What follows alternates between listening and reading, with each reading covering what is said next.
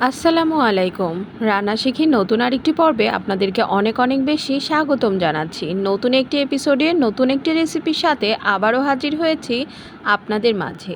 আমার আজকের এই রেসিপি আশা করছি আপনাদের কাছে ভালো লাগবে। রেসিপির জন্য আমার যা যা প্রয়োজন আমি সবগুলো উপকরণ নিয়ে নিয়েছি।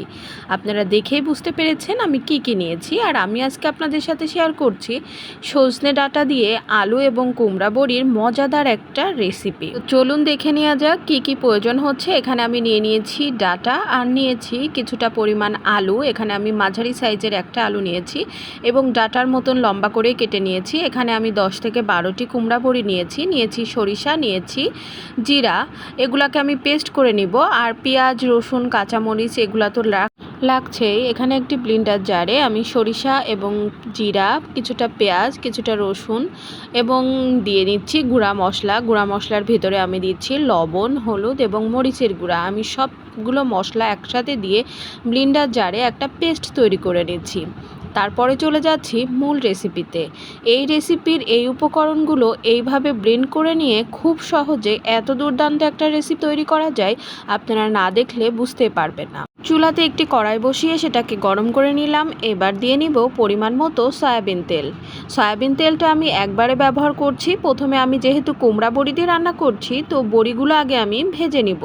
এটা কিন্তু আমার হাতে বানানো একদম মাসকলাইয়ের ডালের বড়ি। এই বড়িগুলো তরকারি খেতে কিন্তু অনেক বেশি ভালো লাগে। তো তেলটা গরম হয়ে গেলে আমি এখানে বড়ি দিয়ে নিয়েছি আর এটাকে খুব ভালোভাবে আমি ভেজে নিচ্ছি। আমি একটু লাল রং করে ভাজবো এবং ভালোভাবে নেড়ে চেড়ে এটাকে লাল বর্ণ আসা পর্যন্ত ভেজে নিব। বড়ির ব্যবহারটা আপনারা এখানে কম বেশি করতে পারেন। আমি এখানে 10 থেকে 12টি পরিমাণ বড়ি নিয়ে নিয়েছি। আমার বড়িগুলো প্রায় লাল হয়ে আসছে। এবার আমি বড়িগুলা উঠিয়ে নিব। যেহেতু আমি সমস্ত মশলায় ব্লেন্ড করে নিয়েছি, আমার তেলের উপরে এক্সট্রা কোনো মশলা দেওয়ার প্রয়োজন নেই। আমি বড়িগুলো এরকম করে ভেজে নিয়েছি এবং এই তেলে আমি কিছুটা পরিমাণ পেঁয়াজ কুচি দিয়ে নিয়েছি। আর সমস্ত মশলা কিন্তু আমি ব্লেন্ড করে রেখেছিলাম। এখন পেঁয়াজটাকে একটু লাল হওয়া পর্যন্ত ভেজে নিয়ে ব্লেন্ড করা সেই মশলাটা ঢেলে দিব। এত সুন্দর রং, গন্ধে অতুলনীয় এবং খেতে দুর্দান্ত স্বাদের এই রেসিপিটি তৈরি করতে অবশ্যই মশলাটাকে এইভাবে পেস্ট করে নেবেন। এতে কালারটা যেমন সুন্দর হবে তেমনি খেতেও হবে দারুণ সুস্বাদু। তো পেঁয়াজের সাথে মশলাটাকে খুব ভালোভাবে কষিয়ে নিচ্ছি। আর আমি যেহেতু ব্লেন্ড করেছি, ব্লেন্ডার জারে আমার কিছুটা পরিমাণ মশলা লেগে আছে, তো আমি কিছুটা পরিমাণ পানি ব্যবহার করে মশলাটাকে ভালোভাবে কষিয়ে নিচ্ছি।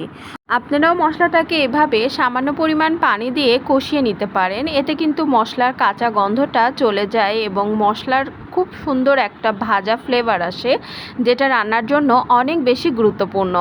এখানে আমি কিছুটা কাঁচামরিচ ব্যবহার করছি, যে শুধু গুঁড়ামরিচ ব্যবহার করেছি। এটাতে অনেক সুন্দর একটা কাঁচামরিচের ফ্লেভারও আসবে। তো সামান্য পরিমাণ পানি দিয়ে এখন আমি মশলাটাকে কষাচ্ছি। আর মশলার উপর থেকে তেলটা উঠে গেলে তারপর আমি এর ভিতরে ঢেলে দিব কেটে রাখা আলু এবং সজনে ডাঁটা। এই রেসিপির জন্য অবশ্যই একটু পরিপক্ক সজনে ডাঁটা নেওয়ার চেষ্টা করবেন। এতে রেসিপিটা কিন্তু অনেক বেশি ভালো হয়। তো আমার ডাঁটাগুলোও কিন্তু একটু বেশি পরিপক্ক ছিল। তো আমি মশলাটা খুব ভালোভাবে নেড়েচেড়ে কষিয়ে নিয়ে এর ভিতরে কেটে ধুয়ে রাখা আলু এবং সজনে ডাঁটাটা দিয়ে মশলার সাথে ভালোভাবে কষিয়ে নিচ্ছি। যদিও একদম নিরামিষ রেসিপি, তারপরও কেন জানি না এইরকম একটা রেসিপি হলে আপনি কিন্তু এক থাল ভাত নিমেষেই খেয়ে নিতে পারবেন এবং যে আপনার সামনে রান্নাটা উপস্থাপন করেছে অবশ্যই তার প্রশংসা করতে বাধ্য হবেন।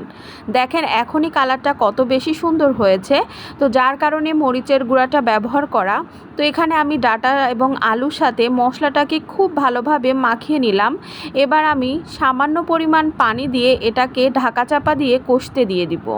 পানির ব্যবহারটা আমি অল্প পরিমাণ করেছি, যেহেতু আমি আবার ঝোলের পানিটা ব্যবহার করব। আমি এটা মশলার সাথে ডাঁটাটাকে একটু কষার জন্য এই পানিটা ব্যবহার করলাম। এবার আমি একটা ঢাকনার সাহায্যে ঢেকে দিচ্ছি, যাতে খুব তাড়াতাড়ি ডাঁটাটা সিদ্ধ হয়ে যায়। তো এখানে ঢাকা খুলে আমি একটু নেড়ে চেড়ে দিচ্ছি। তো দেখেন এখনই দেখতে মাশাআল্লাহ অনেক বেশি সুন্দর লাগছে। যারা এইভাবে সজনে ডাঁটার রেসিপি খাননি, আমি বলবো অবশ্যই ট্রাই করবেন এবং আমি কথা দিচ্ছি আপনি যদি এইভাবে সজনে ডাঁটাটা খান পরবর্তী অন্যভাবে খেতেই চাইবেন না। তো এখানে আমার এখনও পানি আছে, তো আমি এটাকে আরও ভালোভাবে কষে নিচ্ছি। একটু নাড়াচাড়া দিয়ে এটাকে মশলার সাথে খুব ভালোভাবে কষিয়ে নিয়ে এর ভিতরে আমি ঝোলের পানিটা অ্যাড করব। আমার মশলা যা দেওয়ার আমি একবারেই ব্যবহার করে ফেলেছি, এখানে আর এক্সট্রা কোনো মশলা দেওয়ার প্রয়োজন নেই। শুধু আপনারা একটু চেখে নিতে পারেন যে লবণের পরিমাণটা ঠিক আছে কিনা, তাহলেই রান্নাটা কিন্তু দারুণ হবে। তো এখানে দেখেন আমার প্রায় কষানো হয়ে গিয়েছে, এখন আমি ঝোলের পানিটা অ্যাড করে দিব। আর এর সাথে আমি কুমড়া বড়িটাও দিয়ে দিব। কুমড়া বড়ির ক্ষেত্রে আমি বলবো, আপনারা যারা এর আগে কুমড়া বড়ি রান্না করেছেন তারা জানবেন আপনাদের বড়িটা আসলে সিদ্ধ হতে কতটা সময় লাগছে, তার উপরে নির্ভর করবে আপনারা কখন বড়িটা ব্যবহার করবেন। আমি যেহেতু আমার বড়িটা সমান জাল খাই, তো আমি কিন্তু এই কষানোর সাথে ডাঁটার সাথে কিন্তু কুমড়া বড়িটা ব্যবহার করেছি।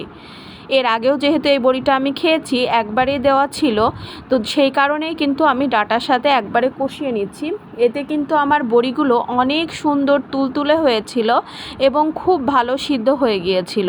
তো এখন এই কষানোর সাথে আমি দিয়ে দিলাম কুমড়া বড়িগুলো এবং মশলার সাথে ডাঁটার সাথে কুমড়া বড়ি দিয়ে খুব দারুণ করে কষে নিলাম। কুমড়া বড়ি দিয়ে তো অনেক রেসিপি করে খেয়েছেন, এই ধরনের রেসিপি কখনো করেছেন কিনা অবশ্যই কমেন্টের মাধ্যমে জানাবেন। সজনে ডাঁটা, আলু এবং কুমড়া বড়ির এই নিরামিষ রেসিপি আত্মীয় থেকে নিজেদের খাওয়া সবটাই কিন্তু দুপুরবেলা জমে যাবে। গরমের দুপুরে সজনে ডাঁটা কিন্তু অনেক উপকারী একটা সবজি। এটা ডায়াবেটিক্স থেকে শুরু করে অনেক রোগীদের জন্য অনেক বেশি উপকারী একটা খাবার। আশা করছি পরিবারের সবার সাথে এরকম একটা রেসিপি তৈরি করে খাবেন এবং কেমন লেগেছে আমাকে কমেন্টের মাধ্যমে জানাবেন। আর যারা খাননি তাদেরকে বলছি অবশ্যই ট্রাই করবেন, আশা করছি কেউ নিরাশ হবেন না। এর স্বাদ এবং টেস্টে আপনারা আমার প্রশংসা করতে বাধ্য। যদি আপনি মশলা এবং লবণের পরিমাণটা ঠিক রাখেন তাহলে আমার রেসিপি ফলো করেই করে নিতে পারেন এই রেসিপিটি। তো দেখুন আমি ঝোলের পানি ব্যবহার করার পর এই রকম বলক চলে এসেছে আর কুমড়া বড়িগুলো ফুলে ডাবল হয়ে গিয়েছে। তো এই কুমড়া বড়ির টেস্টটাও কিন্তু মাশাআল্লাহ অনেক ভালো ছিল। কলাইয়ের ডাউলের সাথে চাল কুমড়াকে প্রসেসের মাধ্যমে শীতকালে এই বড়িটা দেওয়া হয় আর এটাকে রোদে শুকিয়ে রাখলে সারা বছরই খাওয়া যায়। তো আমি এতটা ঝোল রেখে নামিয়ে নিয়েছি, আপনারা আপনাদের ঝোল রেখে নামিয়ে নেবেন। তো চলুন আপনাদেরকে পরিবেশন করে দেখাই। তো এই যে একদম দুর্দান্ত স্বাদের সজনে ডাঁটা আলু দিয়ে কুমড়া বড়ির রেসিপি আমার কিন্তু রেডি হয়ে গিয়েছে। যারা খাননি তৈরি করে খাবেন। সবার সুস্বাস্থ্য এবং দীর্ঘায়ু কামনা করে রান্না শিখির আজকের পর্ব থেকে আমি বিদায় নিচ্ছি। কোন ধরনের রেসিপি আপনাদের পছন্দ, আমার রেসিপি দেখতে আপনাদের কেমন লাগে অবশ্যই কমেন্টের মাধ্যমে জানাতে ভুলবেন না। আপনাদের চাওয়া পাওয়ার রেসিপি নিয়ে আবারও হাজির হব অন্য কোনো রেসিপির সাথে রান্না শিখির অন্য কোনো পর্বে। সেই পর্যন্ত সবাই ভালো থাকবেন, সুস্থ থাকবেন। সবার জন্য অনেক দোয়া এবং ভালোবাসা রইল। আল্লাহ হাফেজ। আসসালামু আলাইকুম।